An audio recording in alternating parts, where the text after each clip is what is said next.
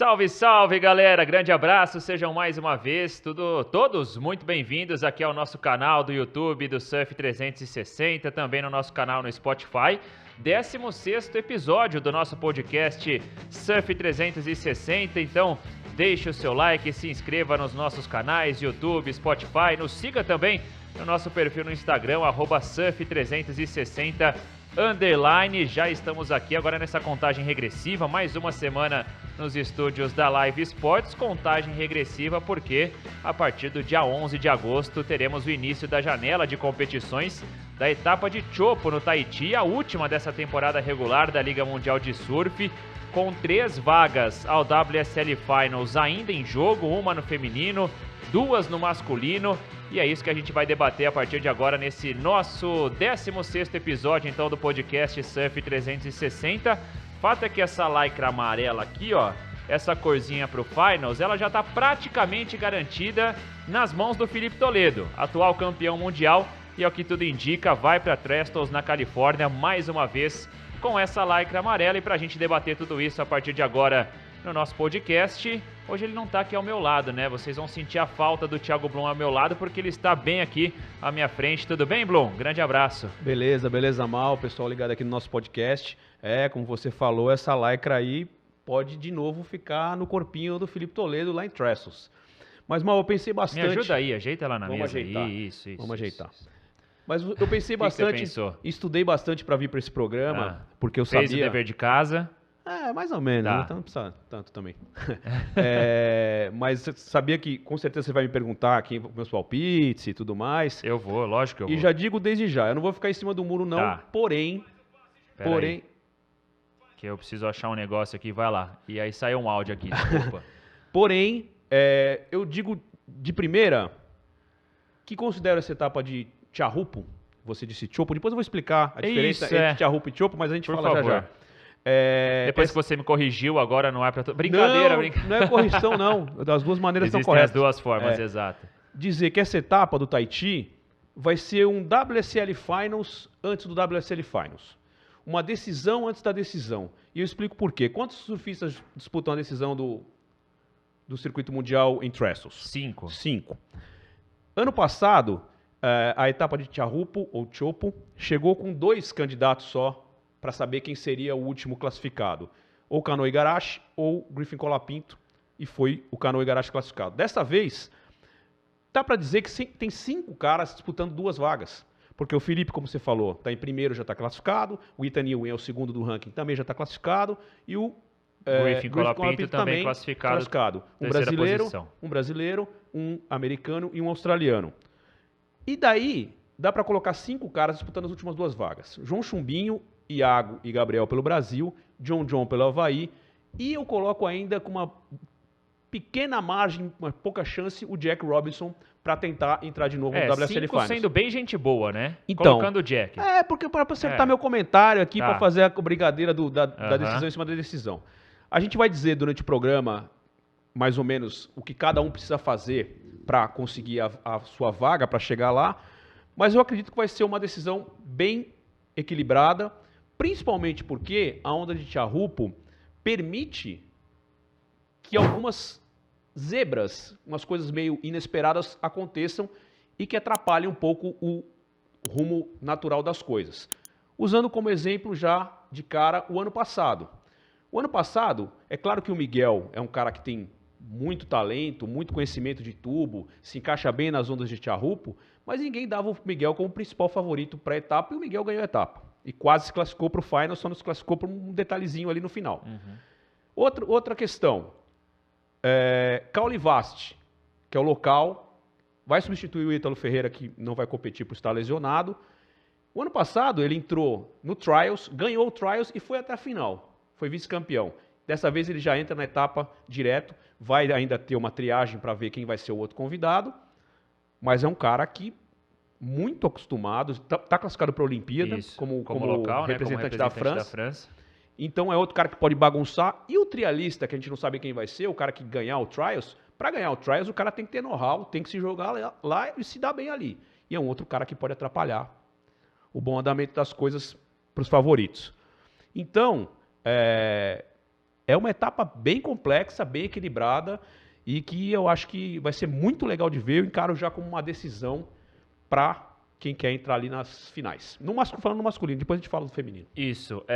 Daqui a pouquinho a gente vai passar então essas possibilidades, né, de classificação, como é que tá essa briga, pensando ainda nesse top 5, tanto no masculino como também no feminino. Você disse, né, vai ser um finals antes do finals. Se eu dissesse assim para você que seria uma Olimpíada antes da Olimpíada, você concordaria também? Sim, em partes, porque a Olimpíada, a competição é um pouco diferente, vai ter alguns outros integrantes que não fazem parte do circuito mundial, mas dá para dizer que os caras que estão competindo com mais chance de título em Tiahupo devem estar também na Olimpíada. E até porque, entrando, e foi um assunto nosso com o Teco na semana passada, no nosso último podcast aqui do Surf 360, dificilmente os outros classificados que vierem das outras formas de classificação, né, tanto pelo ISA Games, enfim, também por outros cenários, vão conseguir bater os caras que estão no CT hoje, Sim. Né? Então, por isso que eu até falei aqui dessa possibilidade de uma Olimpíada antes da Olimpíada.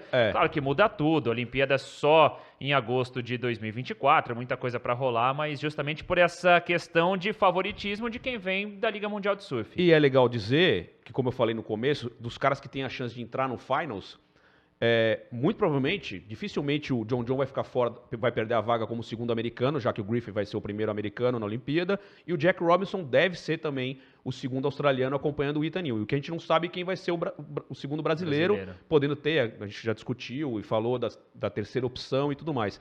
E um ponto legal, você citou a conversa com o Teco deixou claro a preocupação, por um lado, pela falta de experiência dos surfistas que não estão acostumados a disputar campeonatos desse patamar, desse nível, mas a ISA já planejou e já fez até uma primeira sessão de treinos com alguns caras que não têm o hábito de competir e de surfar em Tiahupo. Eles têm esse plano, fizeram no final de julho já uma espécie de surf camp com treinamentos e para criar know-how para essa galera, e devem ter outros programas desse tipo para fazer com que esses caras ganhem uma certa experiência para pelo menos preservar, né, a possibilidade de ter um acidente grave e tal. Então a ISA está realmente preocupada com isso também. É legal a gente deixar registrado isso aqui. E como é bom a gente ouvir alguém como o Teco, né? Porque eu confesso que esse ponto da segurança dos atletas, né? Pensando em nomes que não têm esse hábito de competir em Chopo, eu não tinha nem me ligado nisso. Eu estava muito mais me atentando ao fato de ser disputada uma Olimpíada tão distante de Paris, quase 16 mil quilômetros de distância, do que especificamente essa questão de segurança, que, óbvio, é importantíssima, como disse o Teco por aqui, porque os nomes do CT já competem lá praticamente todos os anos, mas países que não têm tanta representatividade no surf, nomes que não têm essa oportunidade, que agora vão enfrentar nos Jogos Olímpicos de 2024 essa onda perigosa de Chopo. E as meninas também, porque até bem pouco tempo atrás... Vai ser o segundo ano só, não tinha competição feminina por lá. As meninas surfam lá como free surf, mas é raro ter um campeonato por lá, então para preservar também as meninas. A gente vai falar então de todos os cenários, dessas brigas ainda pelas últimas vagas no WSL Finals, mas antes eu quero te ouvir sobre o Felipe Toledo, porque inclusive também foi assunto com o Teco aqui. Quem quiser acompanhar esse nosso bate-papo com o Teco, só procurar no nosso canal no YouTube e também no nosso canal no Spotify, o 15º episódio aqui do nosso podcast. Mas justamente o fato do Felipe já estar classificado, hoje acho que de maneira muito tranquila, é o principal surfista do mundo, não só pelo título da temporada passada, mas também pelo que apresentou agora em 2023, com 3 títulos conquistados já nesse circuito mundial da WSL. Mas o próprio Felipe, eu nunca cheguei a conversar com ele sobre Chopo, mas muito sobre Pipeline, que ele também nunca venceu na carreira, e ele dizia, né, a importância de uma evolução dele em ondas no estilo de Pipeline, muda para Chopo, mas é uma onda também pesada, uma onda de tubo, e a gente tem agora um período de adaptação. O Felipe já está classificado e projetando a Olimpíada de 2024, ele vai ter que se adaptar ainda mais a esse estilo de onda. Com o Felipe já classificado ao Finals, com a lycra amarela praticamente garantida, ele tem que vencer uma bateria, então se ele passar pelo primeiro round ou pela repescagem, ele já garante essa lycra amarela para o Finals. O que dá para esperar, Blum? Um Felipe leve, tentando se adaptar e se adequar ao estilo de Honda, ou ainda um Felipe mais pensando no resultado? O que dá para esperar do nosso líder do ranking mundial? Eu diria também, sem falar com ele nem com o Pinga e com a equipe que está planejando essa viagem, o Felipe antecipou a chegada a Tiahupo, vai treinar um pouco mais, como ele fez, se não me engano, em 2019, não tenho tanta certeza se foi 18 ou 19, ele foi antes, treinou muito, se arrebentou, até tem uma foto bem icônica dele com as costas toda ralada, mas ele vai se preparar para fazer o melhor em Chopo. Mas ao mesmo tempo, eu diria, imagino, né, que também vai se preservar para não correr um certo risco aí, de repente uma lesão, né? Ele levou um susto na etapa de Saquarema, quase não competiu. Que a janela até o Finals é de praticamente um mês. Entre Chopo e Finals. Podendo ter um acidente, uma lesão, eu acho que ele vai, claro, competir para ir mais longe que for, que ele conseguir, mas preferencialmente para assegurar a primeira colocação, que é muito importante nas finais, né? A gente sabe que quem chega em primeiro e quem se preserva no campeonato para disputar só a final, aquelas 2 ou 3 baterias da decisão, faz uma diferença muito grande. Então, a tendência é que isso aconteça. E para a Olimpíada, eu acho que o Felipe vai fazer uma programação mais intensa. Eu acredito que vai planejar mais viagens para lá, para ter um know-how, encontrar alguém, algum local, algum cara que passe todas as pequenas dicas ali, os detalhezinhos mais específicos para que ele possa performar melhor ainda. Vale dizer que, não lembro agora se de 2018 ou 2019, que ele se preparou mais, ele tem um 3º lugar, ele já chegou em uma semifinal por lá, né?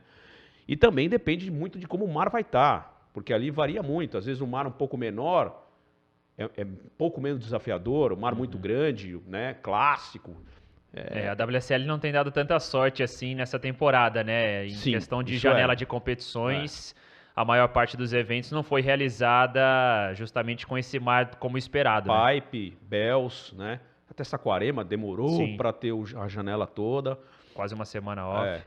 Para quem vai pro Tahiti, fica lá em off, é maravilhoso. Tá maravilhoso, gostaria muito, viu? Bom, vamos lá então. Começando, você disse, né? O Felipe está classificado já ao Finals, e inclusive ele precisa só de uma vitória, né? Passa uma bateria, já garante a lycra amarela. Para ele perder essa lycra amarela, ele tem que cair na repescagem e ele só perderia justamente a liderança do ranking se o Ethan ou o Griffin vencerem a etapa. É bem difícil. Então é muito difícil que o Felipe não chegue como primeiro colocado em Trestles na Califórnia. Ethan classificado, o Griffin também, já temos 3 vagas definidas. João Chumbinho, muita expectativa da nossa parte também para ver como vai ser esse desempenho do Chumbinho, porque pela primeira vez ele vai competir pelo circuito mundial lá em Chopo. Tem uma certa tranquilidade, entre aspas, também quando a gente pensa de resultado, que é uma vantagem, uma gordura que ele tem. A conta é a mesma do Felipe, só que não pela lycra, né? O Chumbinho, se ele vence uma bateria, se ele passa por uma bateria, já está garantido no Finals também. Vai para Trestles, certeza. Não vai deixar passar essa chance.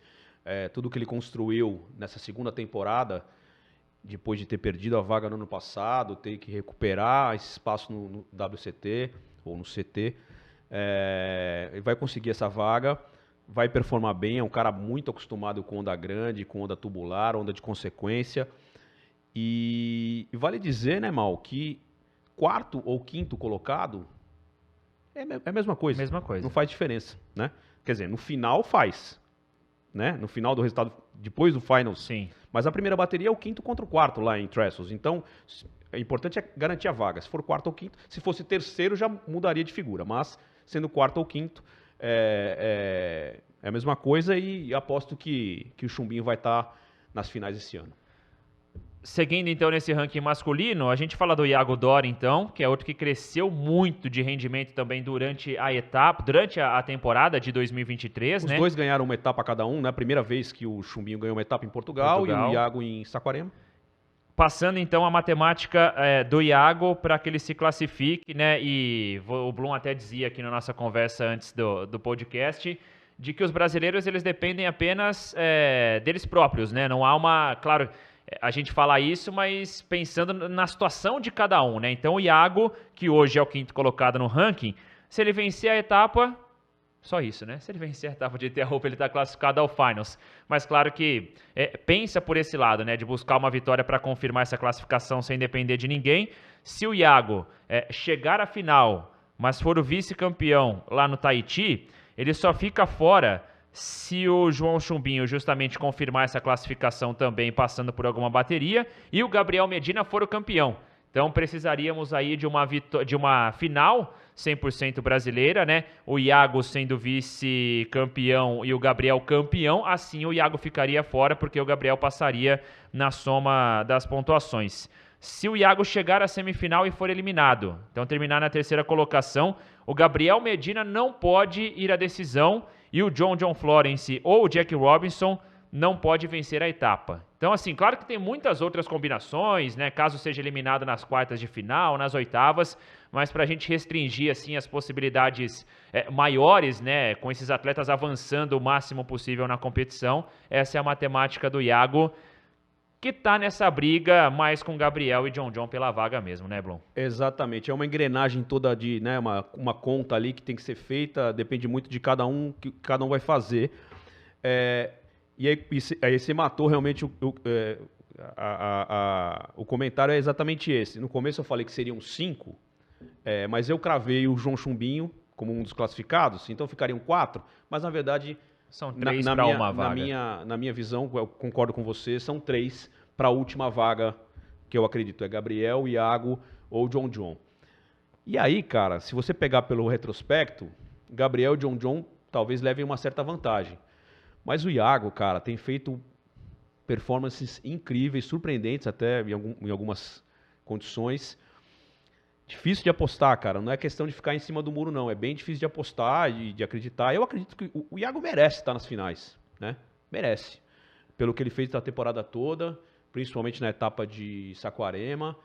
É uma condição completamente diferente e depende de algumas outras questões ali, né? De encarar aquela situação como uma situação de extrema, né? De dificuldade e tudo mais. Mas eu acredito que vai ser uma etapa legal para o Iago mostrar realmente se ele ultrapassou um patamar que ele já chegou. Porque ser top 5, top 6, top 7 ali, tá claro Todo mundo sabe da capacidade do Iago para isso. Hoje em dia é lugar que ele tem que estar mesmo.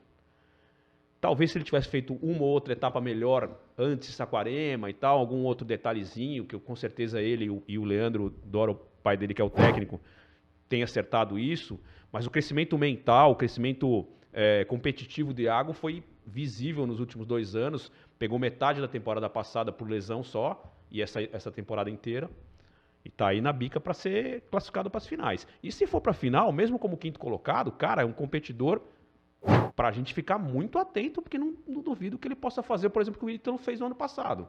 O Ítalo entrou em quinto no ano passado e só parou no Felipe na final, né? Então, olho grande no Iago aí, que é um cara que, para várias temporadas, é um cara que a gente vai ver disputando o título aí.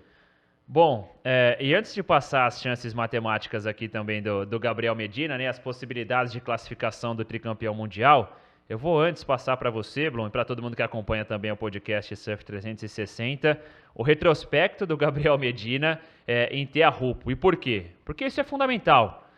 Além da questão frieza do Gabriel, e a gente sabe o quanto ele se transforma nesses momentos e tem a prancha no pé e nada que vem de fora abala, é um local que o Gabriel sempre foi muito bem e tem números impressionantes. Então ele foi campeão em 2014, finalista em 15 e acabou como o segundo colocado, chegou à semifinal em 2016, vice em 2017, campeão de novo em 2018 e vice em 2019. Lembrando que em 2020 não tivemos a temporada por causa da pandemia.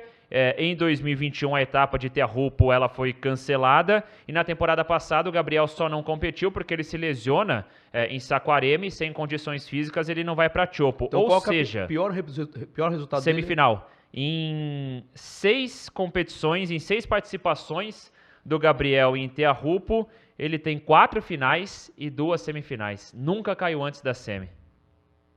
É um negócio inacreditável. Vamos dizer o quê? E aí, quando a gente vai para as chances do Gabriel, então vamos lá, pensando que ele já chegou a 4 finais no Tahiti e 2 semifinais. Só depende dele mesmo. Se ele vencer, ele tem essa vaga confirmada. Se ele for o vice-campeão, que já aconteceu outras 2 vezes, o vencedor não pode ser o John, o Jack ou o Iago Dora. Esses caras nunca venceram por lá. Esses caras nunca venceram, então ele teria que enfrentar numa decisão um concorrente direto pela vaga no Finals e ainda ser derrotado na final. Se ele for o terceiro, que por enquanto foi a pior participação do Gabriel lá no Tahiti, o Iago não pode chegar às quartas de final, porque o Iago está à frente no ranking nesse momento. O John e o Jack Robinson não podem avançar à final. E aí, uma outra combinação, essa muito improvável, Léo Fioravante ou Ryan Callinan não podem vencer a etapa, mas são 2 caras que a gente coloca fora da briga, então vamos restringir só, no máximo até o Jack, né? Então, se ele for o terceiro colocado, o Gabriel, o Iago não pode chegar às quartas, John e Jack não podem avançar à final. E aí tem outras combinações também, se o Iago parar nas quartas de final ou nas oitavas, mas é isso, né? Pelo retrospecto dele, pelo histórico em Chopo, dá pra gente imaginar um Gabriel brigando por vaga no Finals, mais uma vez ali nas cabeças e com pelo menos semifinal, o que já direciona muito dessa briga também pela última vaga, né? Sem dúvida o Gabriel é o principal favorito ao título. Coloca o John um pouquinho abaixo pelas performances que ele já fez ali, não tem título por lá. O Gabriel é o principal favorito.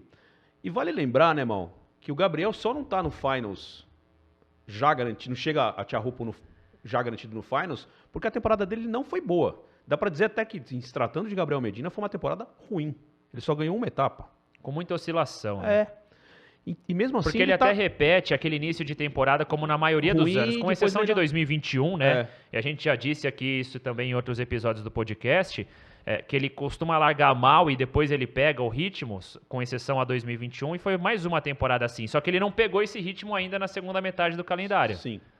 Então, eu coloco o Gabriel com muita chance de chegar, claro, às finais e se classificar para Trestles, mas eu volto no comentário que eu fiz no comecinho para colocar um parênteses aí, um porém, o que poderia tirar o Gabriel de uma possível final ou semifinal lá na etapa do Tahiti. A surpresa, que pode ser um local, que pode surpreender e bater qualquer gigante, ou um cara do circuito que se adapte bem a essa onda e seja uma surpresa durante o evento. Você lembra... Chumbinho, por exemplo? Não, vou mais longe. Você lembra quem ganhou a única nota 10 no ano passado? Não, minha memória é terrível. Se fosse para você apostar, quem que você acha... Só tem um cara que vai tirar nota 10 esse ano, quem você apostaria? Tá, te dou 3... Esse ano. 3 chances, tem 3 caras. Quem você colocaria? Gabriel, John e Chumbinho. Com certeza, o cara que ganhou nota 10 ano passado, você ia colocar em último ou penúltimo. Matthew McGillivray. Bem lembrado. Ou seja, o cara ganhou uma nota 10. Se um desses... A onda de Chopo permite que um cara faça um 10, não sendo o Gabriel Medina, Sim. não sendo um campeão mundial, né? Então, esse tipo de surpresa pode acontecer. Numa quartas de final, se ele faz um 10 e tem uma outra nota 7, 7,5, e sabe quem já dificulta. Sabe quem é outro cara que pode bagunçar isso aí? Além do Caule Vast. Kelly Slater. O Kelly, cara, é o último colocado do ranking dos que estão classificados nessa segunda metade. Só que é o cara que tem mais vitórias em Chopo. A onda de Chopo, ele adora. E o cara fez um circuito péssimo. Deve chegar lá com uma vontade maluca de ganhar uma etapa. O ano passado ele ganhou o Pipe, né? E o Kelly, com o seed que ele tem, com a classificação de ranking que ele tem, ele vai enfrentar no mata-mata, já nas oitavas ou nas quartas, se ele for passando, caras lá da frente. Um dos cabeças. Pode atrapalhar. Entendeu? Então, é isso que eu coloco. De repente, um duelo Kelly-Gabriel é um duelo aberto. Ou, de repente, um cara que, vem a melhor onda pro cara. É que o Gabriel, em Tiahupo, além da técnica e da capacidade que ele tem o Gabriel é bizarro em Tiahupo. Ele tem uma leitura da onda incrível, né? O campeonato de 2014 que ganhou foi a primeira vitória dele lá. Eu encontrei com o Johnny Cabianca, que é o shaper dele, depois da etapa. Não só a vitória foi surpreendente, mas o Gabriel, naquele campeonato, ele não caiu em nenhuma onda. Ele fez todas as ondas, 100% das ondas. E o Johnny falou pra mim, cara, isso pra mim é mais bizarro do que ganhar o campeonato. O cara acertar todas as ondas. Dropar, fazer o tubo, sair. Então a leitura que ele tem, a formação que ele tem de tubo, realmente é um negócio bizarro, acima do normal, mesmo. Como o John também. O John já fez baterias por lá que poucos caras fazem. Mas o Kelly é um cara que é capaz de fazer isso. Não é uma etapa que exige fisicamente do cara.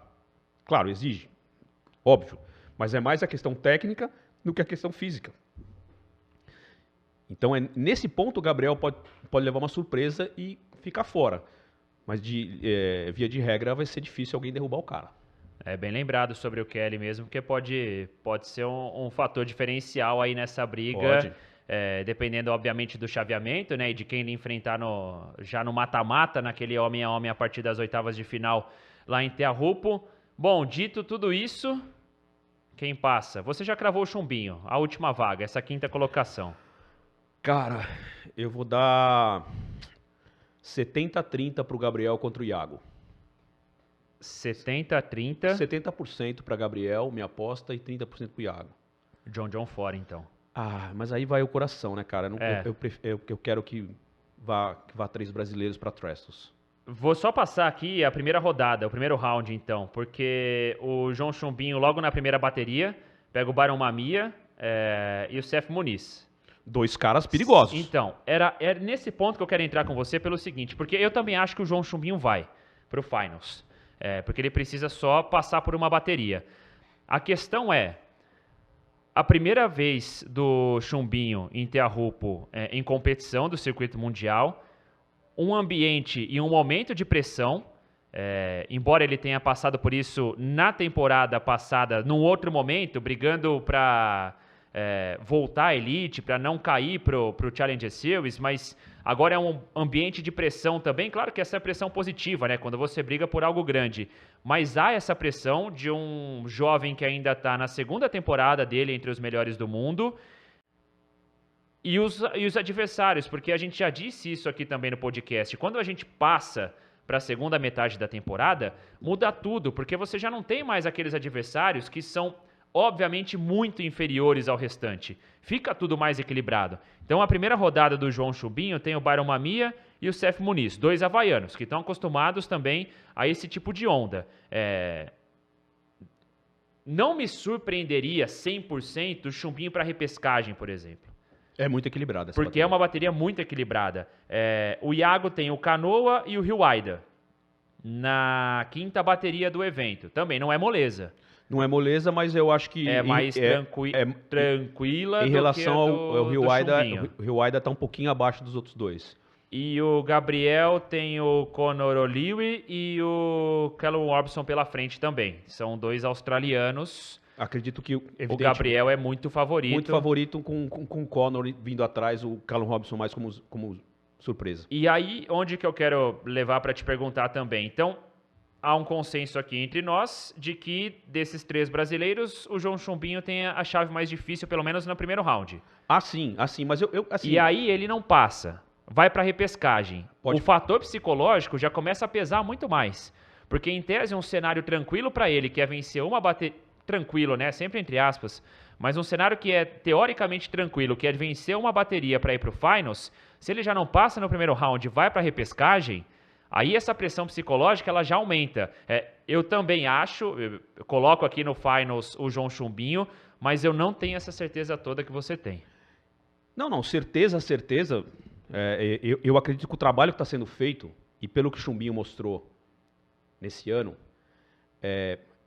me pareceu até outro cara em relação ao ano passado, do estreante para esse segundo ano. Realmente ele cresceu muito mentalmente, tecnicamente ele tem realmente muito surf.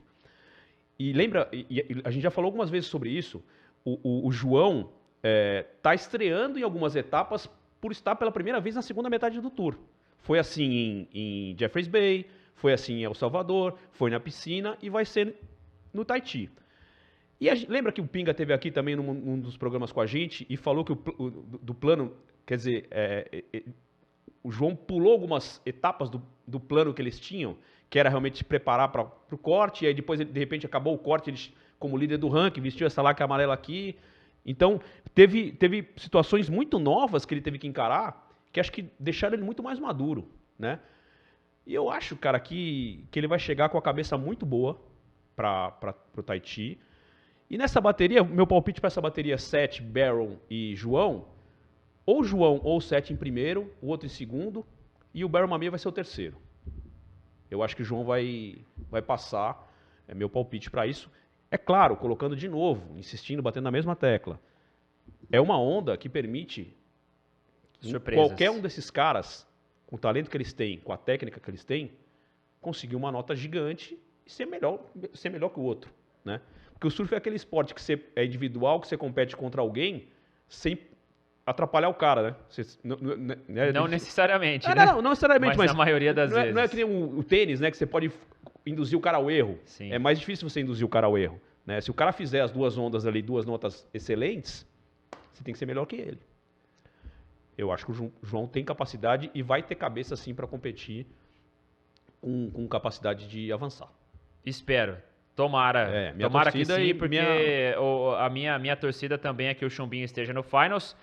Passando aqui o meu top 5, além dos 3 que já estão classificados também. Aposto que o Chumbinho estará em Trestles, na Califórnia, no mês de setembro. E eu fecho também com o Gabriel Medina. Muito pelo retrospecto que eu passei há pouco aqui, de 6 disputas em Chopo, 4 finais, 2 semifinais. E acho que o Gabriel agora, pensando que é a última chance, obviamente essa temporada, de conquistar essa vaga, vai chegar com sangue no olho, com sangue fervendo, e eu aposto no Gabriel. E infelizmente porque também tem a nossa torcida pro Iago, né? E essa torcida ela já vem de anos e anos, que o Iago tá entre os melhores, ainda não chegou ao Finals, mas eu aposto que Chumbinho e Gabriel Medina vão completar esse top 5 e teremos então 3 brasileiros entre os 5 finalistas da temporada. E aí teremos uma disputa Chumbinho e Gabriel, também valendo vaga na Olimpíada, para ver quem é que se junta ao Felipe Toledo nessa classificação. Ou se for o Iago contra Chumbinho. Isso. Aqui disse Gabriel e Chumbinho no cenário. No nosso palpite aqui. Lembrando que palpitar é sempre brincar, né? Mas se você quiser cobrar a gente também no chat depois, pode cobrar, não tem problema. Vamos para as mulheres agora? Vamos. Infelizmente, no feminino a gente não tem tanto a comemorar, né? Se a gente está brindando essa possibilidade gigantesca de 3 brasileiros no top 5, é muito difícil a situação da Tatiana Weston Webb. Lembrando que Carissa, Tyler White, Caroline Marques e a Molly Picklum já estão garantidas. E a quinta colocada nesse momento é a jovem Kathleen Simmers, que também está muito próxima aí. Claro que entra muito no que a gente disse sobre o Chumbinho, né? Experiência e tudo mais, a questão de poder lidar com essa pressão. Ainda na disputa com a Kathleen Simmers por essa quinta vaga, a Lake Peterson, que foi a campeã em J-Bay, El Salvador, J-Bay, me fugiu agora. Saquarema, não? Saquarema? E agora? Me fugiu. Mas checar. A Lake Peterson venceu agora uma etapa recente, já da segunda metade do calendário. Eu disse aqui, né? Minha memória é uma coisa terrível, ainda bem que o Bruno já tá dando eu tô falhando também. Check. Me fugiu agora num primeiro momento. Bom, além da Kathleen Simmers, então, a Lake Peterson, a Stephanie Gilmer, octacampeã mundial. A Kathleen Simmers ganhou Saquarema. Isso. Vamos ver aqui. A Lake Peterson, acho que foi agora J-Bay. J-Bay? Pode ser. Foi J-Bay, não foi El Salvador, não. Foi J-Bay. Vamos ver. Tananana. Ponto para Maurício. Aí, tá vendo? Minha memória não estava tão ruim Ganhou assim. da Molly Picklum na final. Isso. Então, a Lake Peterson, Stephanie Gilmore, octacampeã mundial, também está nessa briga. E a Tatiana Weston Webb. Mas a situação da Tati, né? Ela precisa vencer a etapa. E aí tem uma combinação praticamente interminável de resultados para que ela avance ao WSL Finals. Infelizmente, acho que a Tati fica fora esse ano, né, Bruno?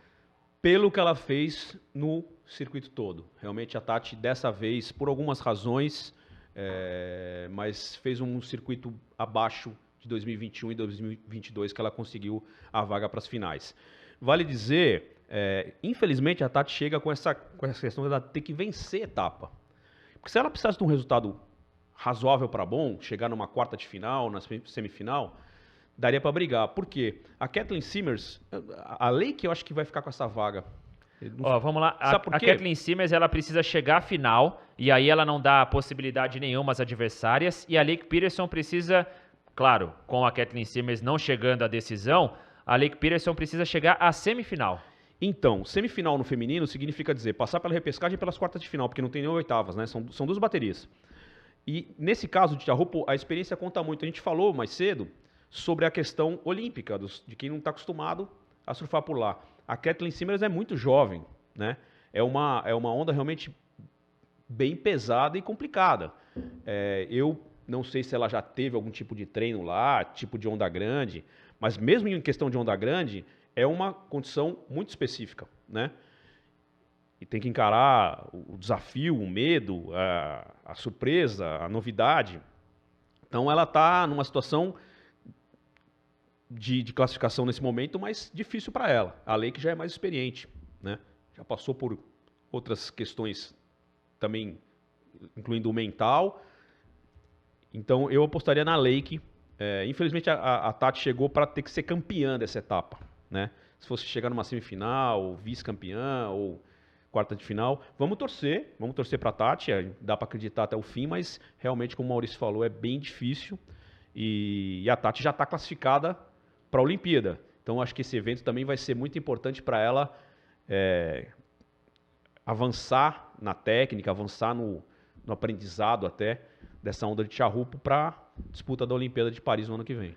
Eu estou até buscando aqui os resultados da temporada passada em Chopo entre as mulheres. E a Stephanie e a Lake Peterson fizeram quartas de final. As duas foram eliminadas nas quartas de final. A campeã, deixa eu abrir de novo aqui porque agora eu já esqueci, Courtney Colon. Experiente também. Batendo a Brisa Hennessy na decisão. Olha, então. Na semi, a Tati foi semifinalista na temporada passada, né? A Courtney, que também é goofy, como a Tati, né? Que nesse cenário também é muito importante, né? Faz muita diferença. E a Stephanie caiu para a Courtney Colon na semifinal. Nas quartas. Nas quartas. Nas quartas. A Tati caiu na semi, né? E a Stephanie caiu nas quartas de final.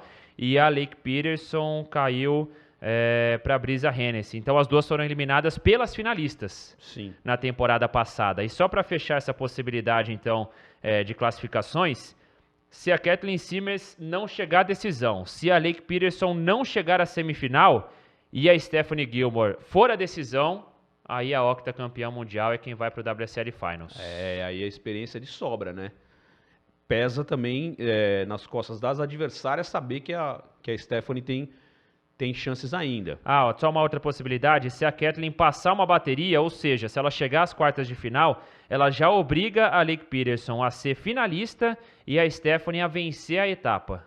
É mais ou menos como o chumbinho, né? A questão dela é passar ou a primeira fase ou o round de eliminação. E se ela passar por uma das duas, a Tati já está eliminada. Sim, Ela tem essa vantagem. A questão é ver como o mar vai estar. No ano passado, por exemplo, o mar também não chegou a estar clássico, grande, aquele Chopo, aquele Tiahupo maravilhoso, né? Mas sempre desafiador. E o seu palpite vai para? Lake Peterson. Eu tô quase muretando, viu? Então. Mas como é proibido aqui nesse programa eu muretar... Eu gosto muito da Stephanie, claro, ainda torcendo para que a Tati, que as coisas aconteçam ali, né? Para que Netuno esteja do lado brasileiro, mas tô achando que é a Lake que vai levar. Bom, como eu acho que a Tati já tá fora da parada, porque é uma combinação muito difícil de resultados, eu gostaria muito que a Stephanie fosse. De novo? De novo. E chegando em quinto de novo. Depois do que ela fez a temporada passada, saindo da primeira bateria do Finals, passando por todo mundo, conquistando o 8º título mundial.